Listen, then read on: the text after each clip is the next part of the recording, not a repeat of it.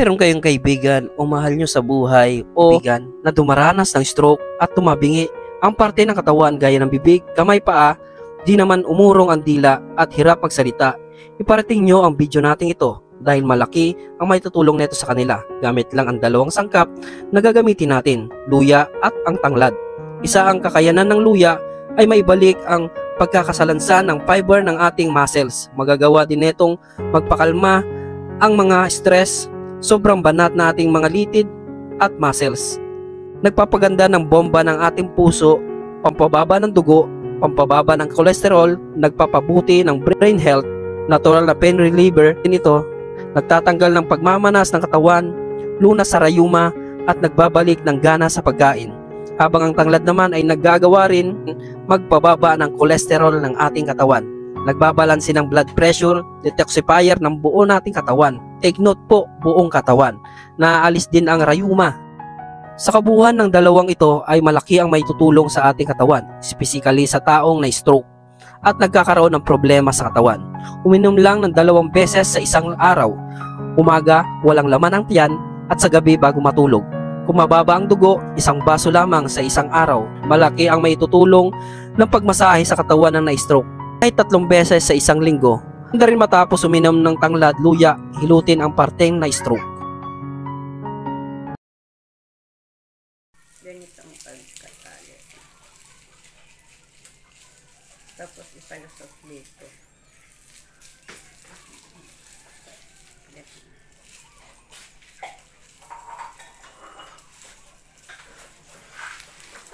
Okay. Ngayon dito. Bidyan niya ma. Sana yung bahaw, guys? Bidyan niya. Walang bahaw. Ha? Walang bahaw. Bidyan niya. Bidyan niya.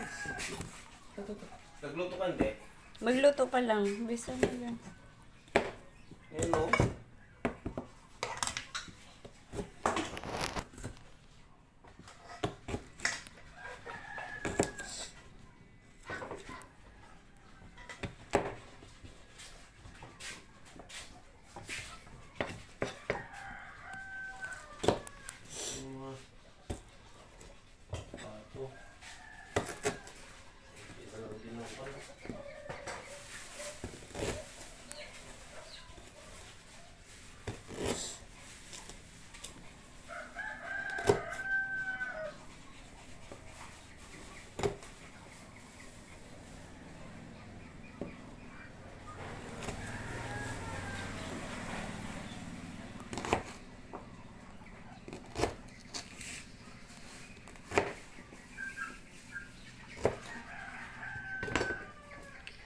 Bidyan niya.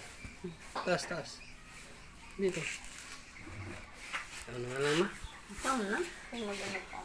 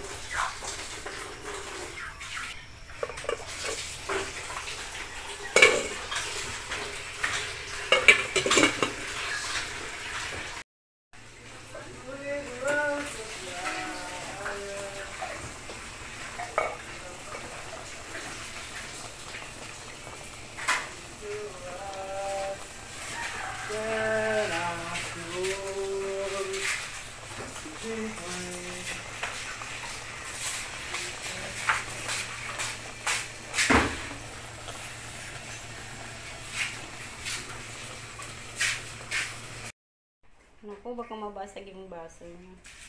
Okay. Isakto mo ma. Sige.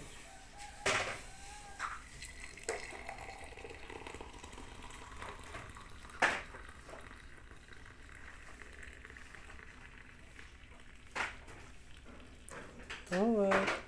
Ang isa. Huwag na, tama na lang. No?